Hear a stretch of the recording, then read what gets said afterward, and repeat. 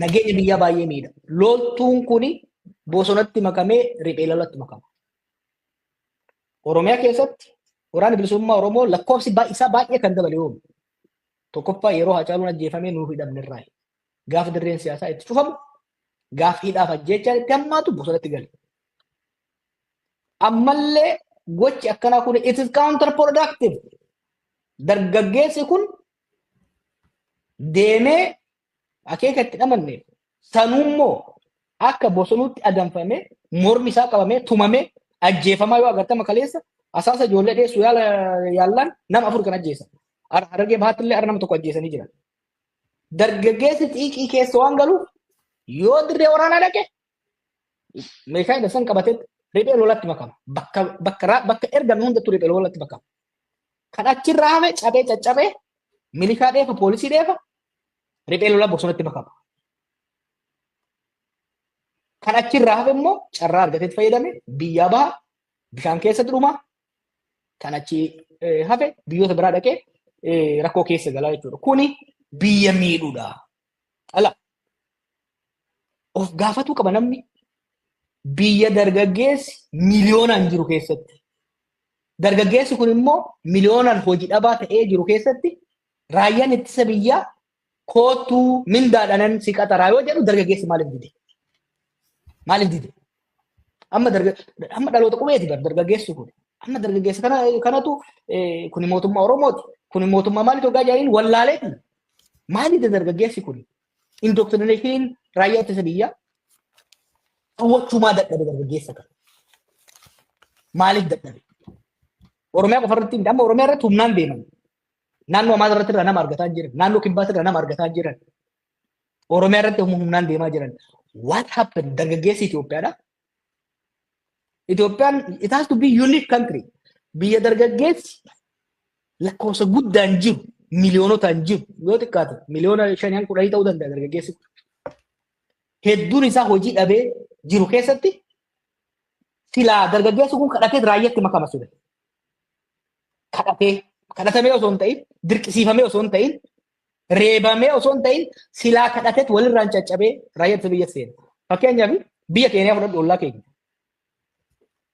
Raayyaa ittisa biyyaa seenuudhaaf wal dorgommii yuunivarsiitii seenuu ol cimaadha. Waggaatti guyyaa tokko qaban guyyaa warri dorgomee qormaata fudhatee ulaagaa meeqa dabree keessaa callamee yaadadhu gara parsantii 10 qofa warra seenuudhaaf appilaayi godhu keessa parsantii 10 akkas kan fudhatamu. Ilmi kiyya waraanatti naa fudhatame jechuun hagamta akka nama boosisitti fakkaata Keeniyaa keessatti. Ollaa keenya. Ollaa keenya. Waa'ee dargaggeessi ollaa keenya dorgommii xiichaadhaan raayyaa ittisa biyya Keeniyaatti ni makama. Dargaggeessi biyya keenya hubadhaa uummanni Keeniyaa walakkaa keenyaatti gadi. Raayyaan ittisa biyya Keeniyaatti keenya baay'ee dadhabaa. Maaliif dargaggeessi Keeniyaa maaliif caphee wal dorgomee qormaata meeqa dabre raayyaa ittisa biyyaa seenuun akka boona guddaatitti maaliif seenuu danda'e? Maaliif fudhatamuu danda'e? Raayyaa ittisa biyyaa Itoophiyaa hoo seenuu maaliif dida dargaggeessi? Rakkoo guddaa qaba. Sababa hedduu qaba dargaggeessi Itoophiyaa kuni raayyaa ittisa biyyaa makamuu silaa sababa hedduu qaba waan silaa isa hawwachuu qabu baay'ee qaba. Carraan hojii hedduu jira. Kana hunda maaliif didee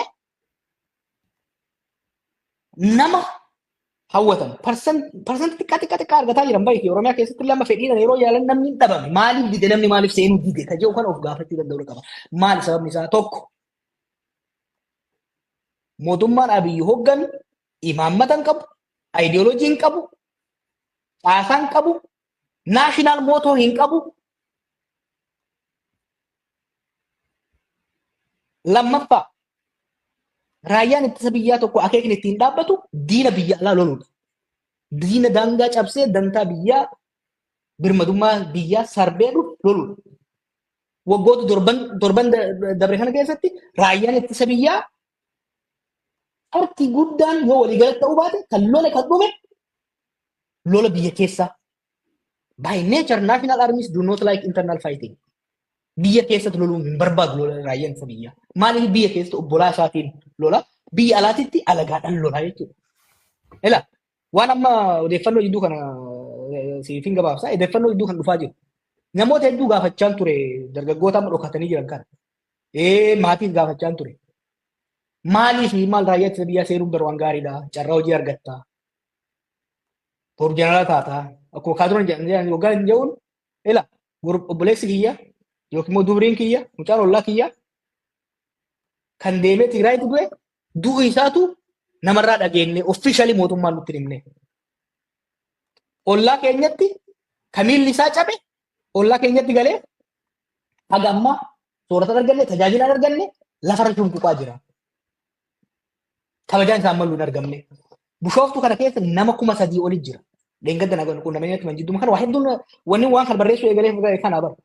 Bishooftuu mooraa tokko keessa nama 3,000 oli jira poolisii Oromiyaatiif raayyaa ittisa biyyaa ka ijji badde ka miilli cabe ka qaamni irrate qeetti yoo galee uummanni nutti ka jedhanii akka hidha maatiitti irra taa'an bishooftuu keessa nama 3,000 oli jiru. Bishooftuu takkitti qofa immaajin godinoota biraa keessa jiru. Kanaaf jechuudha loltuun kan dargaggeessi waraanatti makamuu dideef. Dansa egaa gaafiin kiyya kanaa wal qabatee ka'u gaafii immoo gara biraatiin warri kaasan jiru. Keessattuu warreen siyaasa Oromoo oofanii fi siyaasa Oromoo deeggaran qeerroon yeroo ammaa kana jiru. Carraan keenya maalidha? Waraana karaa nagaatiin ta'anii si'iin dabalatee paartii keessaniin dabalatee paartiileen siyaasa Oromoodhaa karaa nagaatiin socho'uudhaaf karaan cufaadha. Mootummaan kun taa'ee mari'achuudhaaf karaa cufee jira. Akkuma adabannee iyyuu immoo paartii daandiin karaa nagaa cufamee jira jennee mana keenya akka hin teenye dirqiidhaan dhufanii manaan nu baasaa jiranii. Kana dhiisnee yoo gara hidhannootti deemne hoo maalidha falli keenya?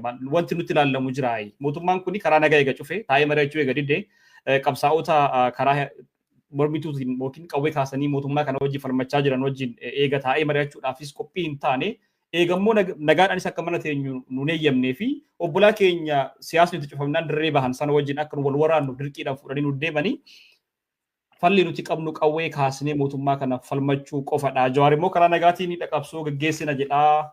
Kuni maali hiikaan isaa akkam goona maalidha falli gaafii namoota baay'ee namoonni amma eeguman poosti godhee waa'ee dhuma gara fuulduraatti dhufuu keenya kana gara miidiyaatti dhufuu keenya kana jedhee keessaa na ergaa turanidha jechuudha. Kan dura akkuma reefu hin jedhe. Warratti siyaasa hooggantullee abdiirraa kutadhee jira. Garuu qondaalota raayyaa ittisa biyyaatii dhaamsi hin qabu. Adeemsi kun raayyaa ittisa biyyaa hin diigan laaffisa. Riphee loltoota amma jiran qofa osoo hin ta'in kan biraa godinootaa fi naannolee biraa keessatti akka dhalatan godha. Dargaggeessa kana kaleessas hooggansa siyaasaa kanatu dhiibee bosonatti galchee. Yeroo hedduu jedheen jira. Ijoollee wabootti makamtes dhiibee waboo kan jaare siyaasa marrootiin kan harkise siyaasa marroo kan harkise caalaa gochi Abiyyi fi Mallisfaan godhan qondaalonni isaanii gad jiran ajjechaan tumaatiin sarbiinsi isaan godhantu dargaggeessa kana bosonatti galche. Waggoota dabre kan waggoota 3-4 dargaggeessa kana amansiifnee qeetti galchuudhaaf yaalii meegoonee milkaa'uu dadhaban. Kanaaf ammas taatee hin hammaatu. Humnaan waraanatti erguu kana qofa osoo hin ta'in roorroo Oromiyaa keessatti Itoophiyaa keessatti godhamaa jiru dhaabbachuu qaba. Kanaaf akkuma jee itti deemaa jirra. Gaa biraa carraa fudhannee itti deemna qophiitti jirra. Haa qophaa'u. Do you want to change? Dargaggeessi Oromoo